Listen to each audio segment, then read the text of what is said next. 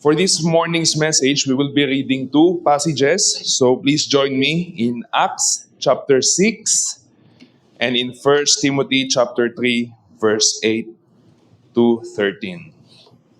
Acts chapter 6 and 1 Timothy chapter 3, verse 8 to 13.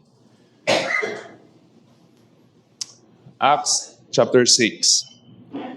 Now, in these days, when the disciples were increasing in number, a complaint by the Hellenists arose against the Hebrews because their widows were being neglected in the daily distribution.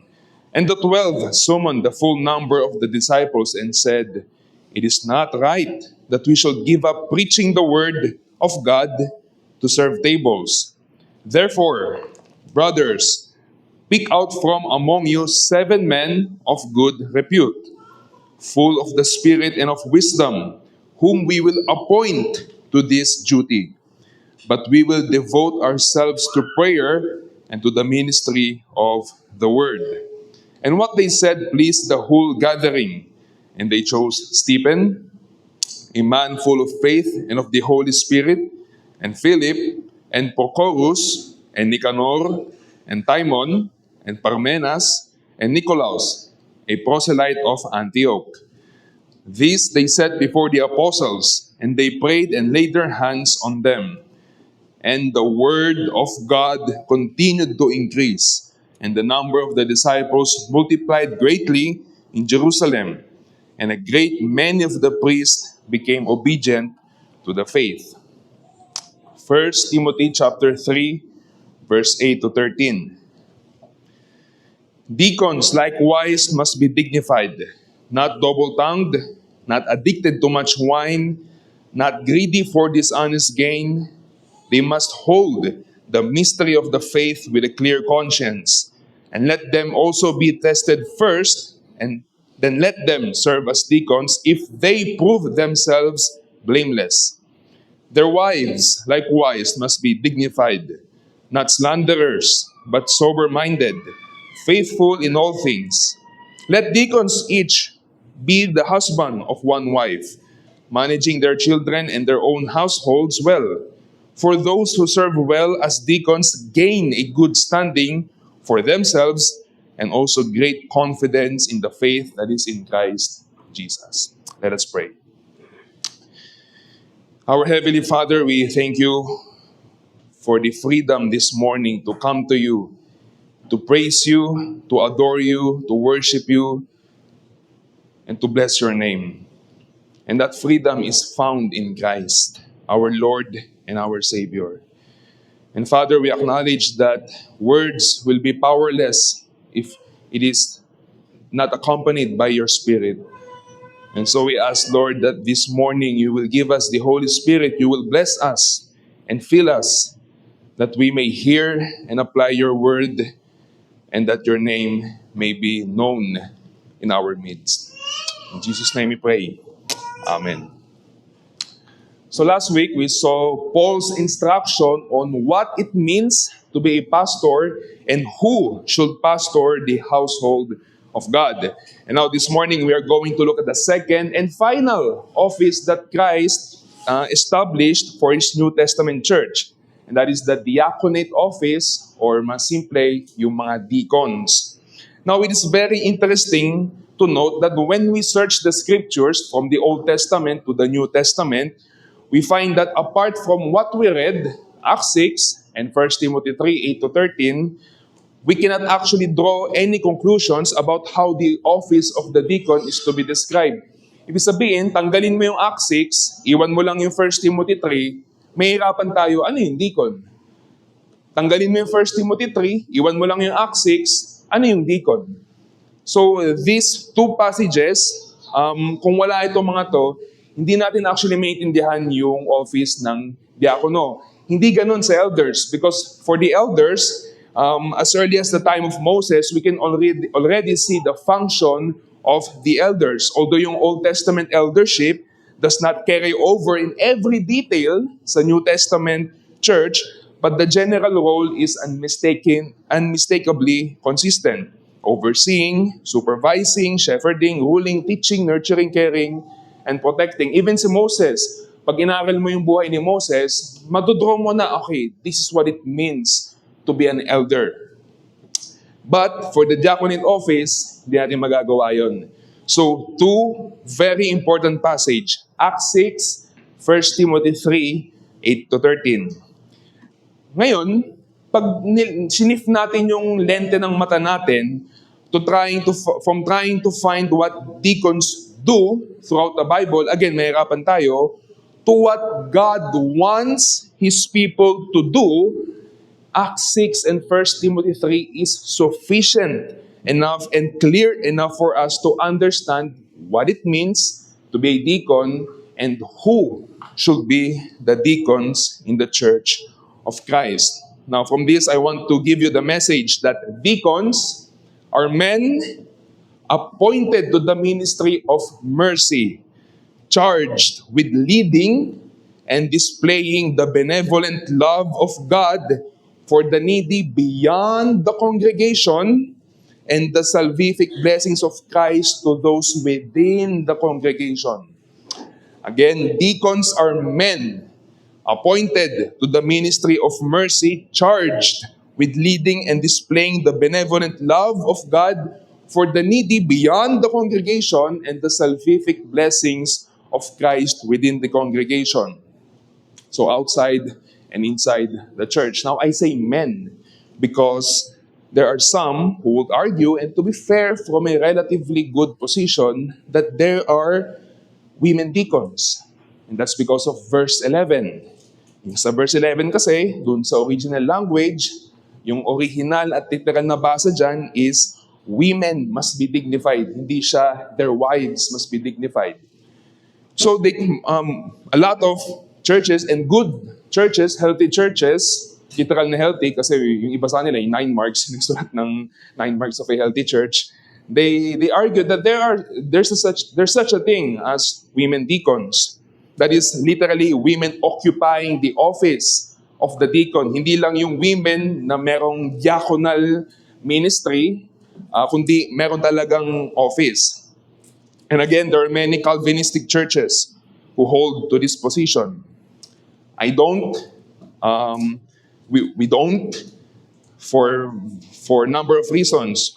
Una, Paul could have been more clearer.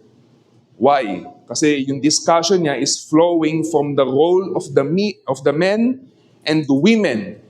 And malakas pinapress niya strongly that women are to submit and they should not rule over men. So if he wanted to point out there's such thing as women deacons, he could have been more clearer. Second, yung woman was a general term back then. Even si Jesus, inawag yung mother niya na woman. So it's a very general term. Third, and this one I say a strong one, the flow is regarding the qualifications for men deacons. Kasi ang hirap naman tignan na biglang in-inject yung qualifications ng woman, deacon, and then bumalik sa verse 12 na sasabihin na husbands of one wife. The flow is regarding men who will occupy or who is occupying the office of the deacon. Fourth, the nature of the work of the deacons makes sense that their wives should be qualified. More on that later. And lastly, doon sa message nga, yung diaconate office, some are having a hard time grasping this, but it is actually a office of leadership. Kasi yung iba masyado nag-dwell na, ay, service lang yan, nagsaserve yung mga yan. No, it is actually an office of leading a particular ministry inside the church. And that requires sound doctrinal judgment. It requires management, manage their household well, decision-making. All of these are responsibilities entrusted to men. Now, all of this does not apply na walang diaconal ministry for the women or that women cannot be part of the diaconal work sa loob ng iglesia. There is no diaconal office in the church, pero makikita natin si Dorcas, si Lydia, Tryphenia, Tryphosa, Phoebe. They're all involved in the diaconal work in the church without the office. Now that is clear. What exactly do we mean by these men being appointed to the ministry of mercy to exemplify and manifest God's benevolent and salvific blessings inside and outside the church? Sabi ko nga, kailangan natin i-shift muna yung lens natin para maintindihan natin ang gusto kung ano yung opisina ng diakono. Tingnan natin ano yung nais ng Panginoon. And we are going to do that this morning by looking at two things. In the Old Testament and in the New Testament. In the Old Testament, we are going to see God's benevolent love to those outside the church. And second, in the New Testament, we're going to see Christ's salvific care for those inside the church. So first, Old Testament, God's benevolent love to those outside the church, or mas precise, outside the nation of Israel. Sabi ni Jesus, the poor will always be with you. And that is true. Until now, may mga mahihirap. But even on the time of the ancient Israel, ay meron ng mga mahihirap. And back then, nung may mga mahihirap sa Israel, God was very concerned for them. And that's why He gave legislations or laws for the Israelites concerning the poor. And God was expecting Israel to follow these laws concerning the poor. So when you read the Torah, that is the first 5 books in the Old Testament, marami tayong makikita doon na laws concerning the poor. There are different kinds of poor. Kasi minsan nahihirapan tayo makita dahil hindi natin natatagto as okay, ito yung poor. Merong materially poor, merong powerless poor, probably due to physical or psychological disability. Merong afflicted and oppressed poor. So when you read Leviticus, Numbers, Deuteronomy, especially Deuteronomy, maraming laws concerning them.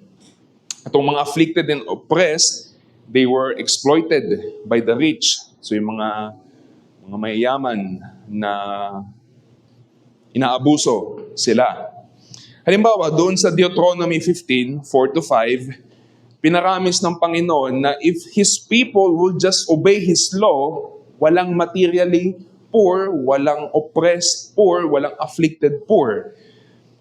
Sa Leviticus 14:21-22, inaalaw ni Yahweh na yung mga mahihirap, they can offer less costly sacrifices. Yung mas afford nila. Marami pang ibang law, but even the 10 Commandments, that is very applicable to the poor. But do not steal. Do not murder. Do not bear false witness to your neighbor. Yung kasing tatlong yun, ang dali gawin nun sa mga mahihirap. Kasi nga, powerless sila eh. Nakawan mo, tatahimik lang naman, sino maniniwala dyan? Pag pinatay mo, pag siniraan mo, tapos ginulangan mo siya sa korte. So those are laws that have a bearing doon sa mga mahihirap sa Israel nung panahon na yon. So all of this shows that God, through Israel, was the protector of the poor. God, through Israel, is caring for the poor. And take note, not all the poor sa Israel nung panahon na yon were Israelite by ethnicity. May mga tinatawag noon na sojourners. Kinanta natin yun doon sa, yung wala tayo sa tono. Yung unang kinanta natin, yun. Meron doon yung mga sojourners. Ito yung mga ibang lahi sila na napunta ng Israel for some reasons, maybe asylum. And then sobrang tagal na nila sa Israel. Nagstay na lang sila doon. Most of them became slaves. And then ang tendency is they will be treated poorly because again they were aliens, they were foreigners. So si God, binigyan niya ng laws concerning these sojourners. They were actually allowed to eat a dead animal na hindi pinatay ng maayos at makalat yung dugo, which is for the Israelites that was not allowed, but for the sojourners that was allowed. Read for yourself Deuteronomy 14:21. They can participate in the Sabbath rest. Hindi to mga Hudyo, ha?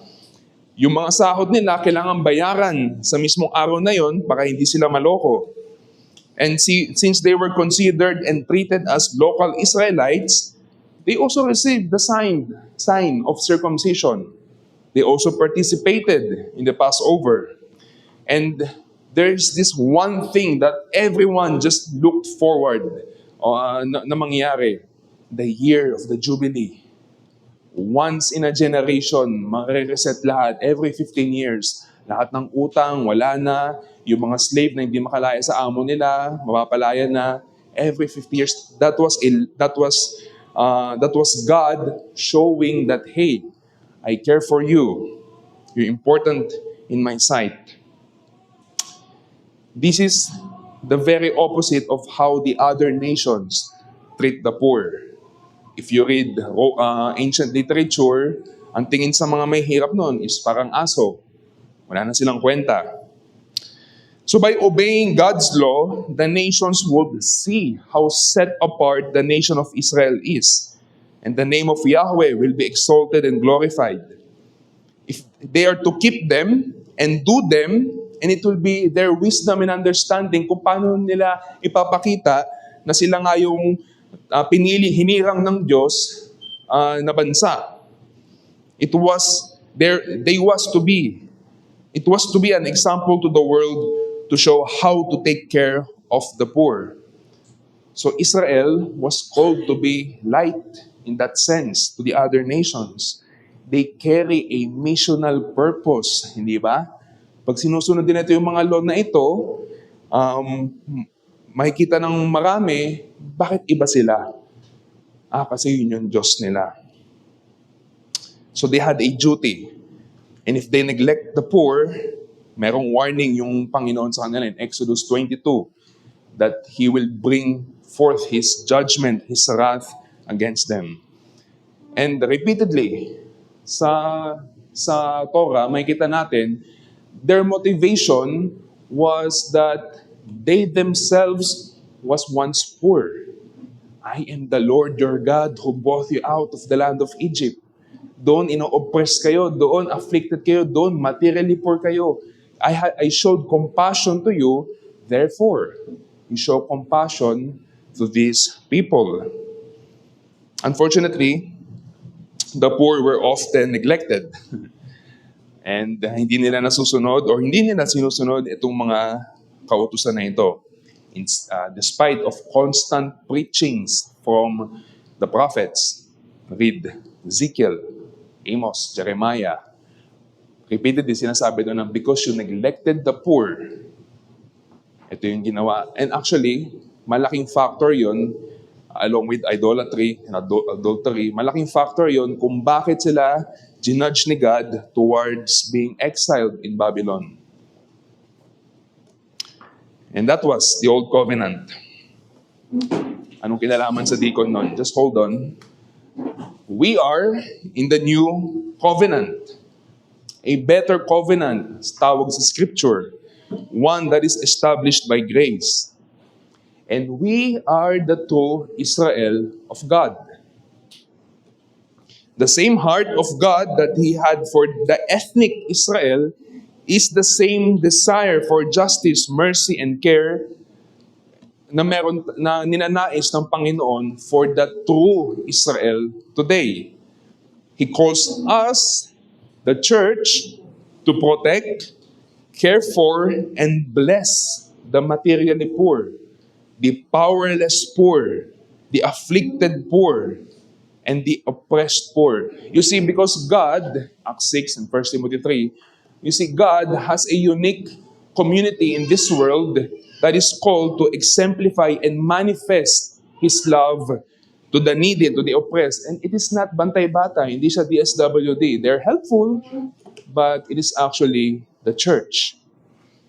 And the outpouring of the Holy Spirit on that day of Pentecost should have enormous implications for taking care of the poor. Because back then, the Israelites, they only had the law, which only demanded obedience. But us, we have the Spirit, one who enables and empowers us to obey and care for the poor.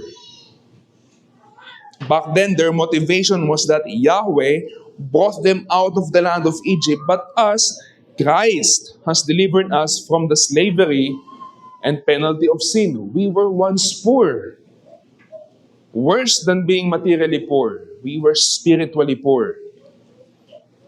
This is not to say na nung time nila, walang Holy Spirit, walang salvation, you know that. But this is to say that we are in the fulfillment, in the final realization of what they only experienced in promise. We are enjoying, although yung participation nila was real, but we are enjoying kung yung shadow lang nung panahon nila. Tayo nasa full. In the fullness of time, we are now enjoying that blessings. Therefore, for us, loving our neighbor is not an option. It is the natural, organic response of a soul that has tasted the saving compassion of God. And neighbor includes not only those within the church, but especially those outside the church. The poor, the needy, anyone God places on our life's path. So ganun din, tulad ng Israelite, the church is called to be salt and light. We are to make sure that God's special care, benevolent love and mercy towards the needy is met. So that the world can also see na parang may kakaiba din sa kanila.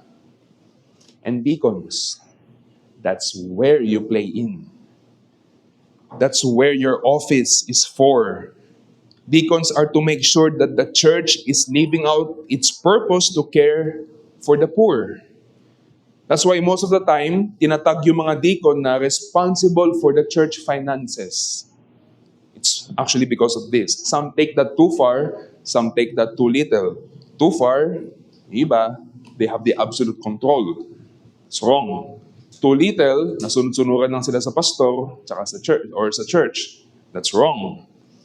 What that truly means, at least a big part of it, is to faithfully steward the church's resources so that the needs of the poor and vulnerable are met in accordance with God's will. And that absolutely does not confine the church to just meet the material provision. Kasi kung doon lang tayo magfo-focus, ito pala yung calling ng church. Kailangan natin maano yung mga mahirap. Then we will no longer be a church. We will be a charity institution. We will lose the missional purpose behind the physical relief. The purpose of material and practical care or the manifestation of God's benevolent love is to show the poor that there is more than the body. Hindi ito yung end ng life. There is life everlasting. There is riches that is imperishable. There is Christ. That's why, hey, if this is a temporal relief for you, but hey, I point you to someone who is greater, who is someone who not only gives you food or drink, someone who can give you eternal life. That's why it is a necessity for the deacons to be matured, to be qualified, because they are the leader of the benevolent administering office. Yung qualification sila, parang pastor. Kaya nga yung first word, likewise. Parang pastor. Although they do not have the qualification sa teaching, they're not called to be responsible for the pulpit and even not that much private ministry. But nevertheless, they are called to be dignified. That means respectable, matured, godly. They are called not to be double-tongued. They should be sincere with their words, not deceitful, not manipulative. Isipin nyo kung mag-establish na relationships doon sa mga tao sa labas, kailangan trustworthy siya. Tutulungan kita. Sige, gawa natin ng paraan. It's mga 3 years na. Saan kayong deacon na yun? Ba't di na akong binalikan? And also, inside the church, they should be trustworthy. If they are to lead the benevolent, the mercy ministry of the church, we should find them trustworthy. not addicted to much wine. Sabihin, they should not be addicted to any form of excessiveness. Not greedy for dishonest gain. Straightforward. Deacon, money, so wala dapat greediness. You should have integrity with money, and as well, dahil din si Paul, nakita niya yung love of money as the primary intent of the false teachers. We look at the 6th chapter of the from the First Timothy. The love of money is the root of all evil. So mas nagiging sensitive dito si Pablo. Now, this is very, very, very important. They must hold the mystery of the faith with a clear conscience. Whenever the Bible is saying the faith with a definite article, it is referring to the content of what is believed. The group, different clusters of the faith and joined together. So the faith, the Christian faith, hindi siya yung faith na personal belief or trust. Hindi ginagamit ang Bible yon with the. So yung the, pwede mong basahin ito na the Christianity. Yung mystery, very important concept from Paul. Ito yung concept ni Pablo to refer to the Christ event as God's ultimate revelation of His glorious plan. It is God's plan to save sinners in Christ that was being revealed in history. It is not referring to things that are hidden. Tayo kasi, pag mystery, almost equivalent, secret. But when the Bible uses the word mystery, it is unfolding. It is unveiling. It is yung mystery, unti-unti binubuksan. So we see that in Genesis 3:15, not so clear, pero we know that's the gospel. But later on, it is being unfolded. Later on, binubuksan yon. It is yung mystery binubuksan. So the mystery of the faith, it is God's revelation of salvation in Christ as proclaimed in the gospel. Simply, it is Christianity or Christ, to be more precise. With clear conscience, sabihin, yung deacon daw, he's supposed to faithfully uphold the orthodox faith, the orthodoxy of Christianity, as it has been handed down through the history of the church.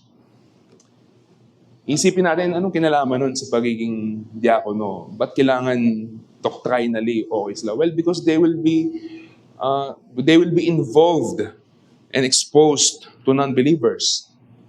They will be interacting closely with people in position or power, or influence. Let's say disaster relief. Let's say feeding program, community project. What if may mayaman na lumipat? Deacon, gusto kong magbigay sa church nyo, but knowing na hindi believer. So, what if yung mayaman na yon, iniisip niya, pag nagbigay siya, binibili niya pa rin kaligtasan niya. So, what will the deacon do? Or legal people or attorneys, paano po may lumapit sa deacon? Deacon, inaabuso ko ng asawa ko. Paano kapag yung mga attorney, mga lawyer, sinabi, ganito yung nakikita nilang best way, which is not very Christian a lot of times. Police, prisoners, prison ministry, benevolent outreach. Deacons may interact with anyone God places along the path of ministry, requiring discernment, integrity, and steadfastness in faith. Now, all of this, kaya din nagde-demand ng maturity pagdating sa doctrine and faithfulness so that the benevolent ministry can be carried out faithfully, without compromise, and fully aligned with God's gospel. So although hindi sila na-require to be a preacher, but they are required to have doctrinal stability.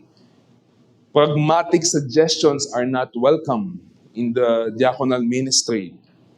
A lot of times, that is the temptation because they will be exposed to a lot of legal paperwork,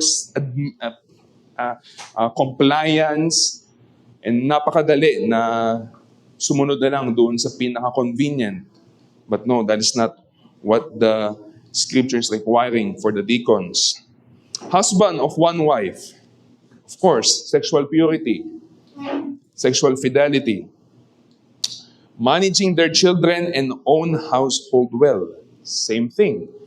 How can they be leaders in the church if they cannot first and foremost demonstrate godly leadership sa kanilang mga bahay?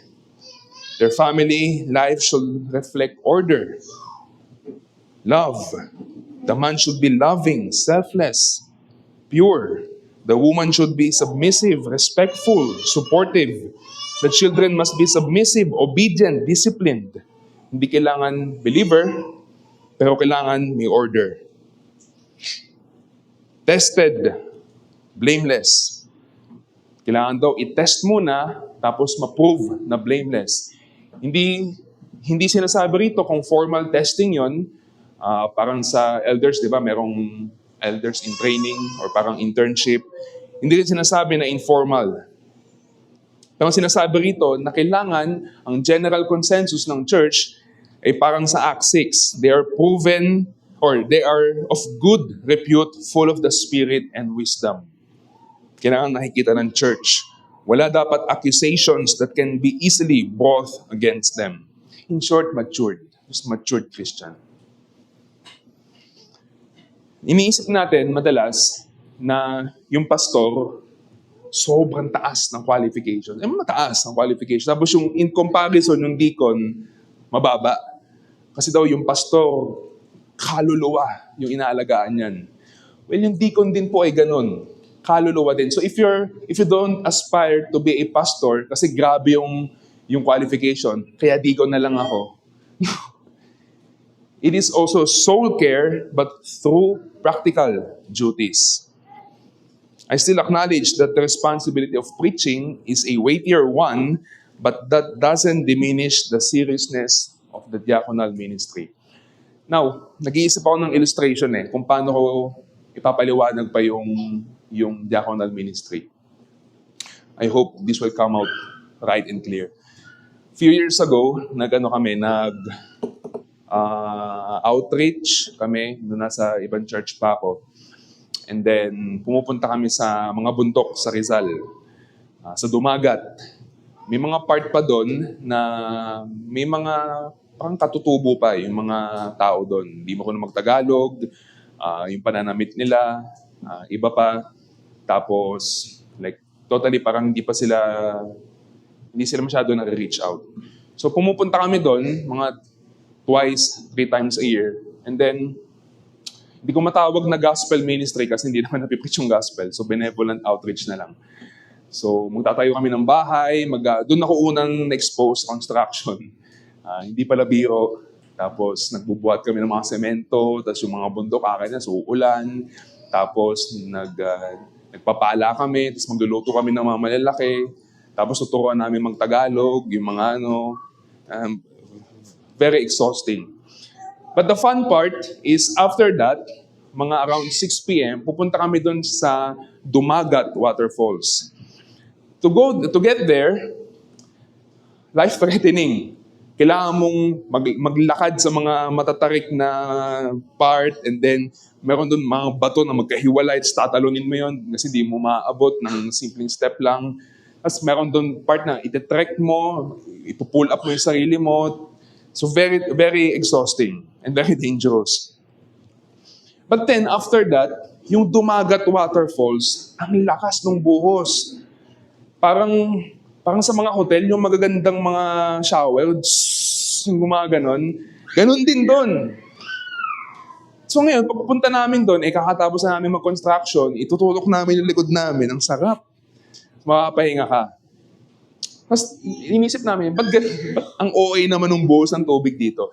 Yung pala, dahil yung mga bato, perfectly naka-place. Kung saan sila dapat naka-place. Walang humaharang, miski mga sanga doon sa pinaka-tuktok. So yung buhos, ang hindi lang smooth, pero malakas talaga. And in the same way, I'm thinking that's exactly the role of the deacons, to make sure that every stone is placed in order so that God can pour out His blessing He can shower His benevolent love, including to those who are poor outside the church. Deacons are called to make sure God's blessing, both practical and spiritual, flow freely to those in need, removing obstacles so care and relief can reach them. So yun yung ginagawa ng diakono. They are leading to make sure that things are taken care of. Yung mga logistics, mga finances, yung mga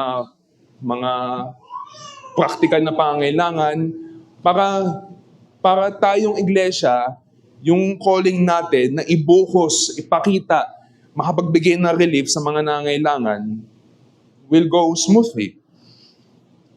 And for us, church, because this passage is not only for the deacons or aspiring deacons, but this calls us to live a sacrificial and other-centered lives. Every morning, kasi maaga ako gumigising, especially kapag nag-on-site ako, ayoko mawala yung morning prayers. Pag inaantok ka sa umaga, ang hirap mag-pray, di ba? So, I made it an habit to pray the Lord's Prayer. Our Father who art in heaven, hallowed be thy name. Pero, in-adjust ko siya to be my prayer.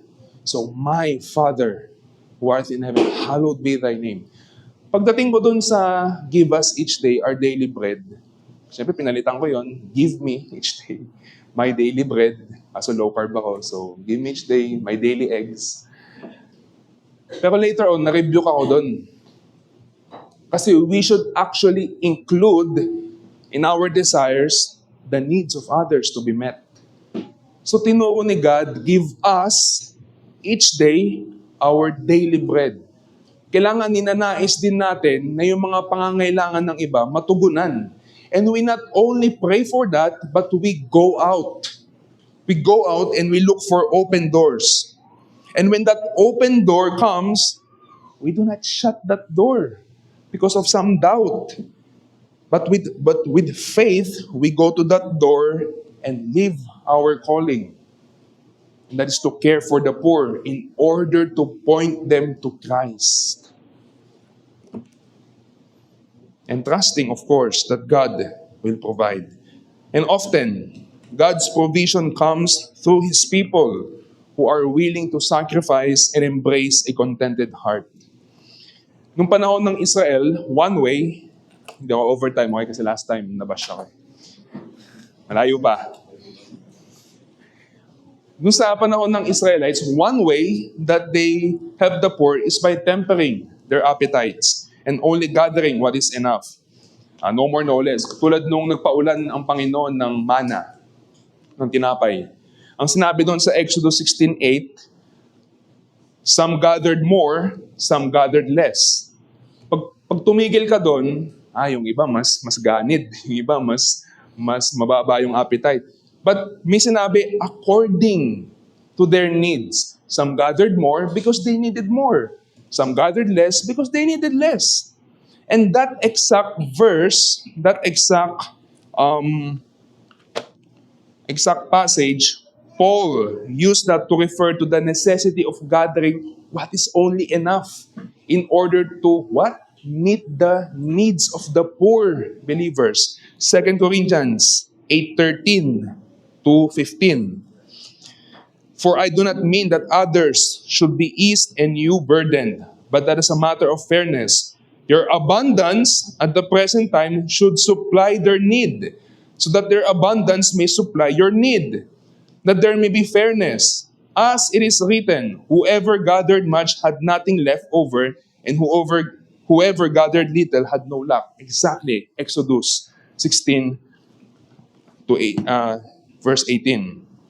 So tempering our appetites, being content, sacrificing, other-centered living, obedience, trusting God, wise stewardship, faithful giving. Kasi mga kapatid, wala pong panghuhugutan si Kuya Boy at Kuya Noriel kung hindi tayo faithful sa ating pagbibigay. That's how it applies for us as a church and for our deacons to be. But now we turn. So Old Testament, God's care for the poor. In the New Testament, Christ's salvific care for the church, because a deacons is an office inside the church. Although merong outside responsibilities, but primarily it should be inside the church. Na-consider na natin yung outside, but now we turn to the role of the deacon within the congregation. That is the members of the body, the church. Yung mga men na inappoint sa Acts 6 were appointed to make sure one thing. They are to focus on this one, that no one was overlooked or neglected within the community of saints, especially the needy. Because ang church, may, iba-iba naman yung social status niyan. May mga mas nangangailangan, may mas pinagpala materially. In the church, no one should be murmuring due to negligence, oppression, or the act of being robbed from God's blessing of joy in salvation. This may mean blessings of food. Kasi yun yung literal na nangyayari nung panahon na yun. Nane-neglect yung mga widow sa distribution. But it may also mean blessings of comfort and encouragement in Christ. Yung mga deacon, they are to make sure nothing hinders the saints from enjoying God's grace through two things. God's generosity, practical, and God's word, spiritual. Yun yung nakikita natin sa situation sa Acts 6. Kasi yung mga widows doon, they were neglected. And that's a very serious matter. Why? Because there's the issue of discrimination. Yung mga widows doon, galing sila sa Judaism. Nung nasa Judaism faith sila, may mga benefits sa sinagoga. Napapakain sila doon, kasi nga widow sila eh. Inaalagaan sila doon. But once they left their faith, sumipa sila sa Christianity, especially Christianity, tinataboy na sila ng sinagoga. So, they were willing to give up their material privileges, but they need help immediately. That's why they run to the apostles, they run to the church, like, hey, we need this. May mga pangangailangan kami. Nagugutom kami, ganito, ganyan. But they were overlooked. And that was the job. Na-extend yung boxing si Eman Bacosa kasi sumisikat eh. But the uppercut was that these widows were Greek-speaking widows. In the Old Testament, Jews and Greeks sharply divided. So now, itong mga widows na ito, Greek-speaking widows were being neglected. So sinasabi ngayon ng mga widow na ito, gutom na nga kami, tapos ganito nyo pa kami tinatrato. Akala ko ba, we are one in Christ. There's no more Jews, nor Greeks, no anything. Where's the one body? Where's the one blood that was spilled para lahat tayo mapag-isa? Nasaan yung new identity natin that Christ birthed a new community na hindi nalilabel sa ethnicity but nalilabel sa kanilang pagiging born again in the Spirit. Church. Nasaan yun? So the unity was at stake. And deacons, that's where you also play in the unity of the church. Kaya yung mga apostles noon, they were in a very difficult situation. The kingdom advancing missional endeavors were already too demanding for them. This was the early church. Sila yung nagpapasabog in a sense ng Kristyanismo noon. It is impossible for them to do that faithfully by prayer and preaching and to care for these ladies. That's why they concluded, it is not right for us to give up prayer and preaching. Hence, the diaconal office was formally inaugurated. And what was the result? Verse 7 of Acts 6, so the word of God spread. Hindi lang nag-spread, the number of disciples in Jerusalem increased rapidly, and a large number of priests became obedient to the faith. Deacons are vital for the advancement of God's kingdom. Hindi sila tagalinisan ng electric fan. They are crucial for the mission sa church. The elders can focus on spreading the word, shepherding the church, because the deacons are faithfully focusing on serving the church, that no one is being neglected. So the point is, they have a responsibilities outside and within the church. And they serve in this role by unburdening the pastor, making sure that practically and spiritually everyone is receiving and benefiting from God's benevolent and salvific love. So imagine yung mga widows na yun, nakakain na sila, simula nagkaroon ng mga deacons, nakakain na sila, nalalaman din kung ano yung mga pangangailangan nila. Hindi na naulit yung crisis na nangyari doon. And that's why, yung mga deacons, meron silang relationship, meron silang, yung office nila, it requires building relationship. And that's why their wives should also be matured Christian women. Their wives, likewise, must be dignified. Hindi siya sinabi sa elder. One, for obvious reason, kailangan talaga na matured or na ma-manage na maigi yung asawa ng pastor. Naka-encapsulate na yon sa managing his household well. But second, the very focus, the very role of the pastor is prayer and preaching. You do not imagine the women or the wife praying alongside the pastor. Nagdadasal yung pastor, yung struggle ni brother, tapos narinig ng asawa. Or nag-aaral ng sermon yung pastor, tapos tumutulong yun. Love, parang mali yung mo dyan. Parang mas maganda. No. Right? Because yung pag-oversee, pag-supervise, pag-nurture, that is a very fatherly responsibility of the pastor. So, we do not expect the pastor's wife to be they are involved, but not directly involved in these pastoral duties. They're involved. Hospitality, etc. But yung dalawang yun, prayer and preaching, hindi. But for the deacon, although it may seem obvious, kailangan maging specific ni Paul. The diaconate is a serving office, and their wives are absolutely expected to be actively involved. Their wives are to closely support them in the practical, on-the-ground work of the diaconate. Pupunta sa mga nangangailangan. Just imagine Acts 6. Pupunta sa mga widow. It is a woman-to-woman relationship. Sis, saan ka nahihirapan? Kanina nga nag-uusap kami nila Kenneth dun sa kotse. Pag nahihirapan daw si Claude, sabi ni Kenneth, huwag ka mahirapan. So yung mga babae, nagkakaintindihan sila. Nahihirapan ka, okay. Di pwede sabihin ng lalaki, huwag ka mahirapan. Right? So, it is a woman-to-woman, and therefore, the woman or the wife, is included on the groundwork of the deacon ministry. Kaya dapat sila rin ay dignified, respectable character, godly character, matured character, not slanderers, but sober-minded. Kasi yung ministry nila, it will involve sensitive matters.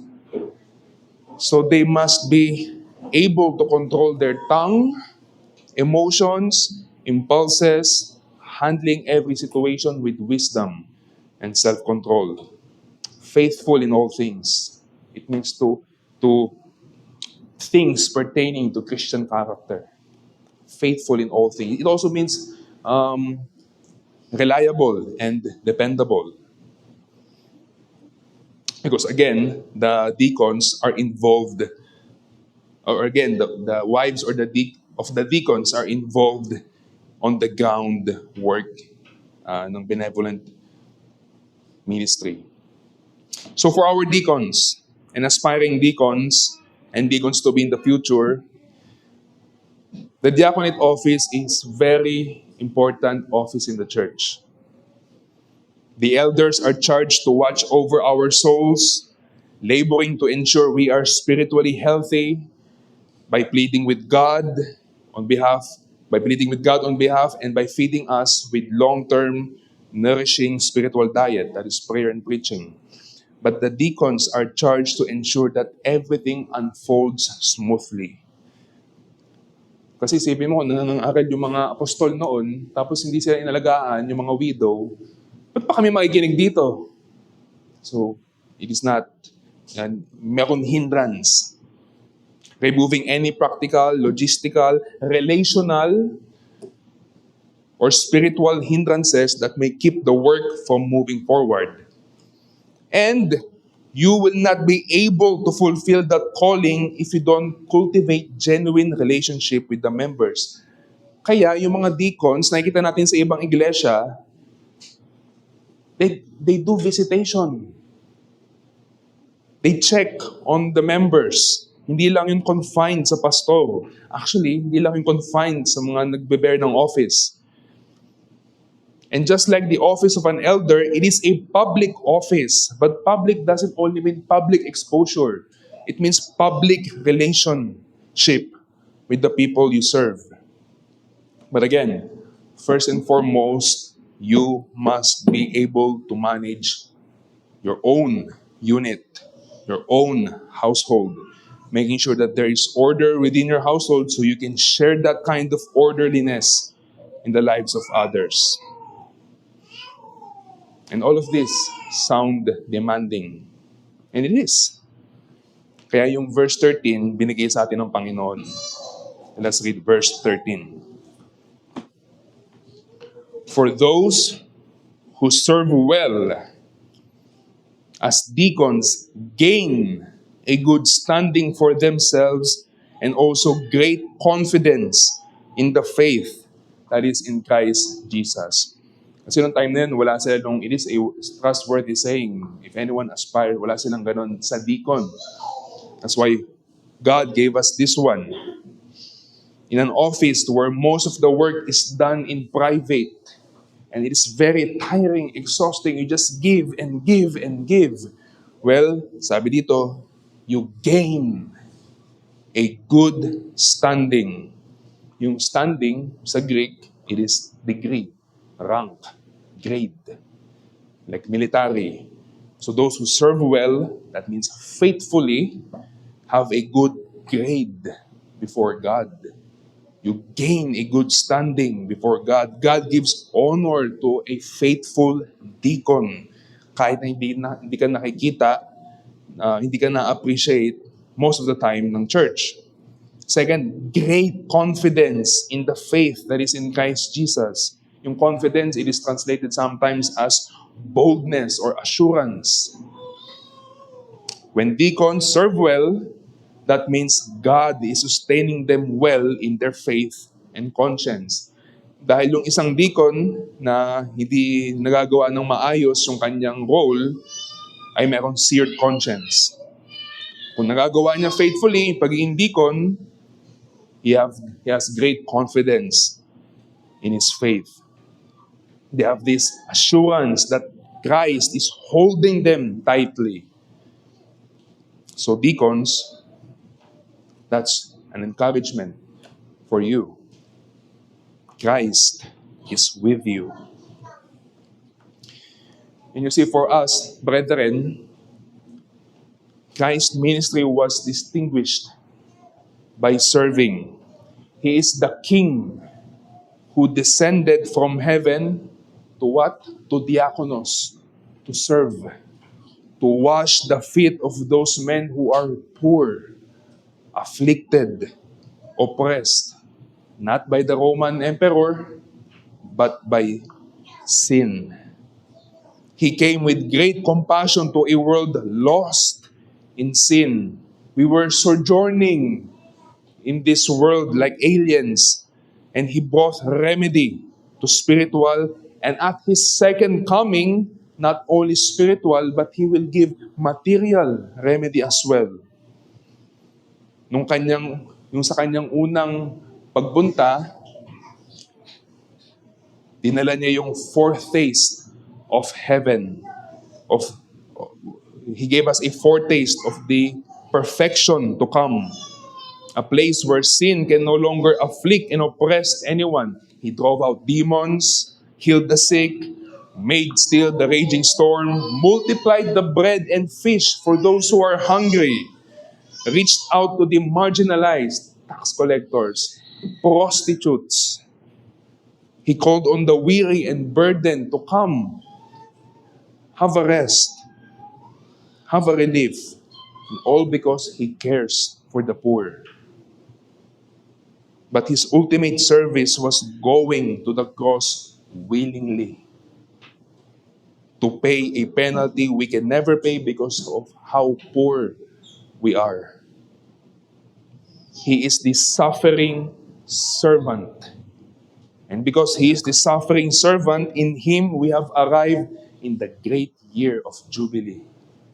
Pinalaya tayo dun sa mga utang natin na hindi natin mababayaran. Doon sa penalty ng kasalanan natin, yung lumalagablab na puot at galit ng Diyos. Yung pagiging, yung oppressive, yung pag-o-oppress sa atin ng kasalanan, pinalaya niya tayo doon once and for all. And because He is the suffering servant, in Him, who were once poor, we became rich. Although the world does not see that, but in Him we are rich.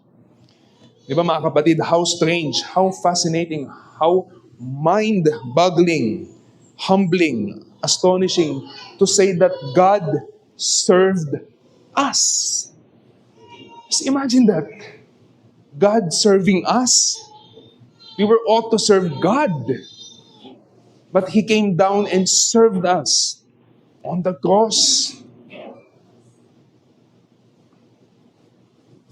And we know that abusive leadership happens. And I will go as far to say that we know that by experience. But look at the one, the great owner of this universe, serving us.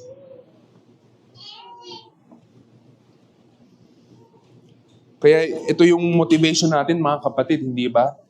Na ang layo, kung tayo ay yung kasabihan na baka hindi comfortable yung iba, pero yung kasabihan na pataasan ng ihi, kung ganun tayo, how opposite is that to the humble spirit of Christ?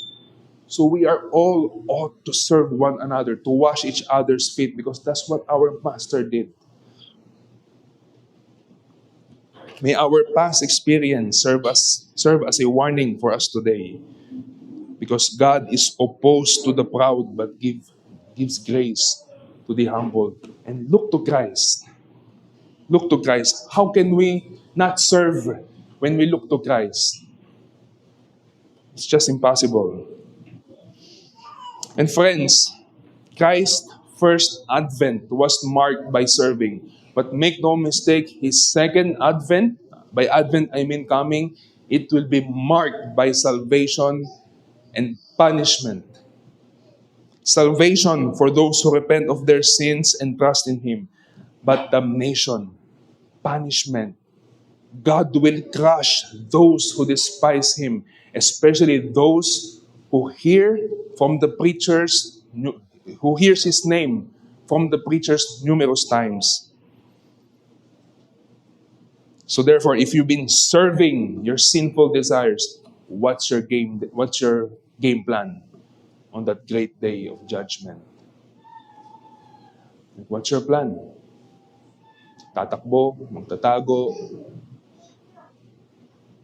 bibili ng bahay, money, sounds like a bad plan for me. But here's the good news.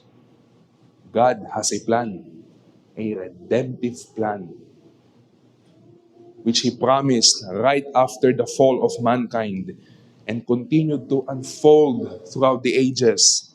His plan was to send His Son, crush Him, and raise Him from the dead. And Jesus did that. It is finished. So if you repent of your sins and turn to Christ, there's no more penalty for you to pay in hell, because it is finished. So come to Christ. Lay down your rebellion. Run towards Christ, not towards anyone or anything, but towards Christ. He's the only one who gladly received sinners. Do not delay. Today is the day of mercy. Tomorrow is not promised. But Christ is promised right now if you believe. Let us pray. Our great God and Heavenly Father, we thank you because your Son is the suffering servant who suffered and died on the cross for our sins. In Him, we have the great year of Jubilee. In Him, we are free. In Him, we are rich. In Him, we have imperishable wealth. In Him, we can serve. In Him, we can love. In Him, we can show compassion to the poor. May your Spirit empower and enable us to care for the poor, to point them to Christ, and to care for God's church in order for your salvific blessings and your benevolent love to reach out to them. May we work hard so that there will be no obstacles between God's generosity, God's word, and your body, the members of the church. Be with us as we apply this word, and be with us as we discern those who will be appointed as future deacons in this church. Bless our deacons. Give them strength. Give them wisdom. Continue to give them that confidence, that assurance, that boldness that they have a good grade before God and that Christ is leading them with His right arm until you bring them home where they will continue to serve you, but that time without sin, without the remaining sin, and with the final consummation of joy and love. In Jesus' name we pray. Amen.